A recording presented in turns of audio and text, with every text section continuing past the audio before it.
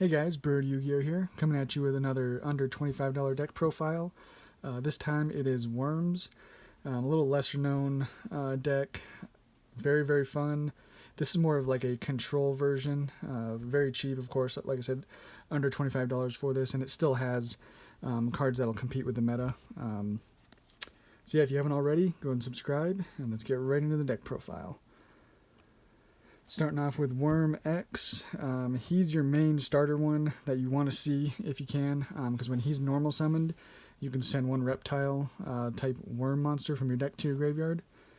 And then if you control a face-up worm Yagin, this card cannot be destroyed by battle. And so that is going to be our next one, is Worm Yagin. So you're going to normal summon X, send the Y, and then his effect is if the only monster you control is Worm X, then you can special summon this from your graveyard in face down defense position. It's removed from play when it leaves the field, but then when it's flipped face up, you can target one monster your opponent controls and return it to the hand.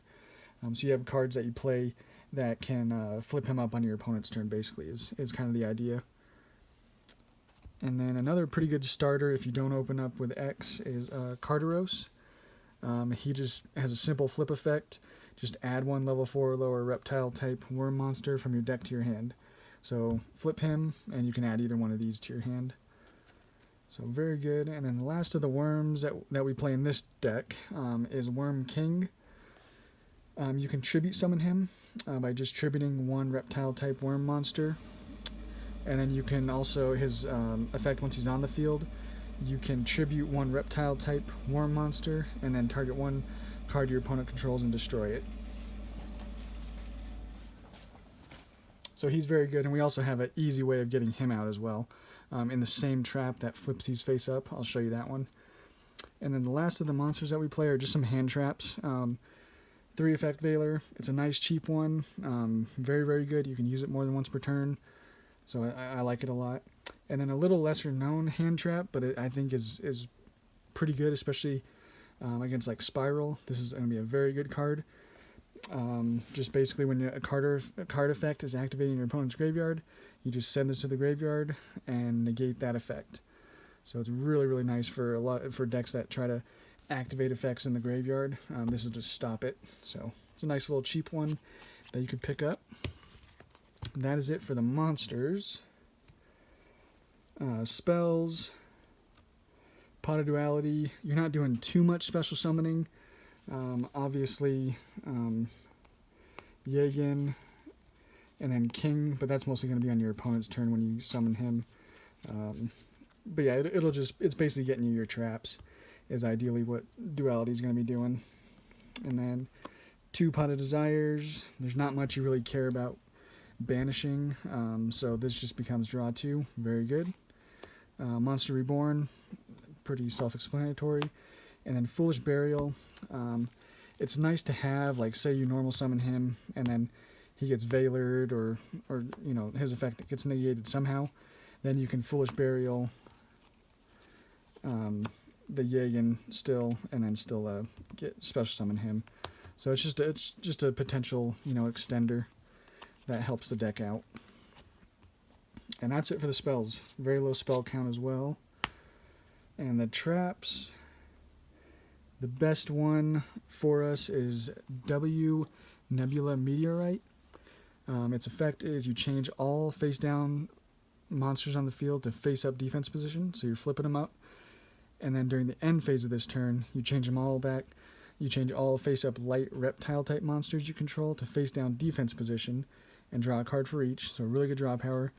And then also after that, you can special summon one level 7 or higher light reptile monster from your deck. So that's how you get out Worm King pretty easily too. So amazing card for this deck. It's perfect.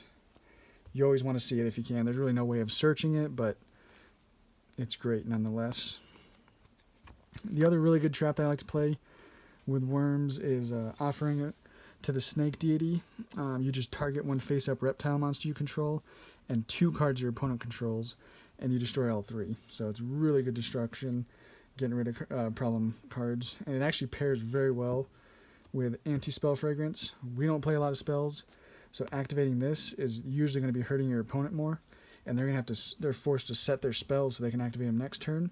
And then hopefully with Snake Deity and Worm King and all those, you'll be able to pop those their back row before they can activate it. So anti-spell fragrance is really good, especially since it's a lower tier deck. You want some pretty good floodgates just so you don't get, OTK'd after just setting one card. So we also play 3 Rivalry.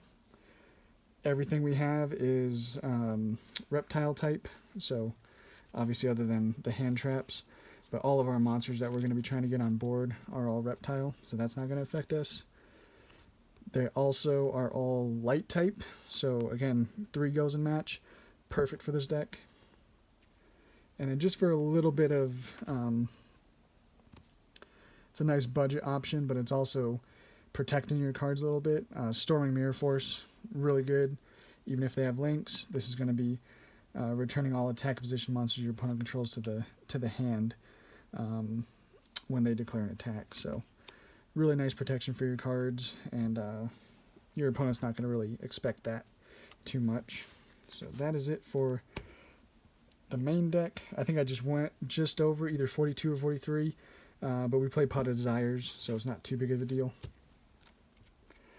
Extra deck, not really that important. You're not really going into it too much because it's more of a control deck where you're not spamming the board with monsters. You're mostly going to be having your traps, but probably the most important one is King of the Feral Imps. If you can get 2 level 4s on board, you can make him get a little bit of attack, and then you're going to add 1 reptile from your deck to your hand. So good little search power, doesn't do much for you, but if you have the capability to make them, sometimes it's nice too. And then just some generic rank 4s, Abyss Dweller, Tsukiyomi, because you play lights. Same thing with Paladimo, 101, just generic kind of stuff. And then for links, Hippo Shinigin, just requires 2 lights. Land for Hinkish just opens up 2 zones for you. Underclock, get some attack power. And then just kind of like generic removal. Nightmare Phoenix, Cerberus, Unicorn, and then lastly a Borreload. There's a possibility you'll be able to get, 4 monsters on board. So we put it in there just in case, but like I said, the extra deck's not too important in this deck either. But that is the deck, guys.